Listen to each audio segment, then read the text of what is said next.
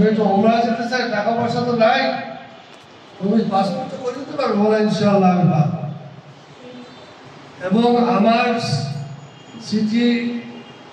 CTSB বা NSI যে গোয়েন্দা সংস্থা, আমার তারা টেলিফোন করছে, ভাই আমার মামলা আছে, সবাই জানে, আমি একটু ওমরা করতে চাইতে চাই, যদি দেন পারমিশন দিতে পারেন।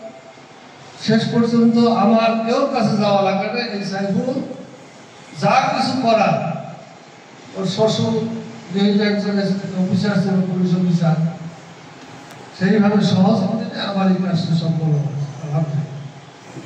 এবং আমি যখন 24 সালের 11ই মে আমার হার্টের একটা ঋণ করেছি, সেই অবস্থায় সিদ্ধান্ত নিয়েছে আমি ওমরা যেতে চাই, আল্লাহ ঘর দেখতে চাই, হজ করতে পারবো কিনা সেই অর্থ আমার কাছে নাই।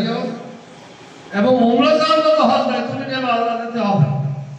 এই কথাটা ওই বিছানায় বসে হাসপাতালে সিসিতে বসে আমি আল্লাহর কাছে ফরিয়াদ করছি, আল্লাহ আমি না শুধু আমার স্ত্রীকে নিয়ে যাবো, তোমার ক্ষমতা তো কোনো শেষ নাই। সুবহানাল্লাহ, আল্লাহ তাআলা কবুল করেছেন। আমরা উভয় এই সাইফুলের সাথে সেখানে যে ওমরা গিয়ে ওমরা করে এসেছি, তখন ছিল 1 আগস্ট। বাংলাদেশের রাজনৈতিক পরিস্থিতি তো ঘোলাট, এবং ঘোলাটে আমার জন্য বেশি সমস্যা ছিল। লঞ্চ করতে পারবো কিনা, লঞ্চ থেকে বেরিয়ে আবার যেতে পারবো কিনা, তখন গোলাগুলি চলে, চরম অবস্থা, কার্য চলতেছে। আল্লাহ তাআলা একজন বলছি, ন্যায় যদি সই হয় তা আল্লাহ নিজ কুদরতের দায়িত্ব আল্লাহ তাআলা বুঝবে। সুবহানাল্লাহ।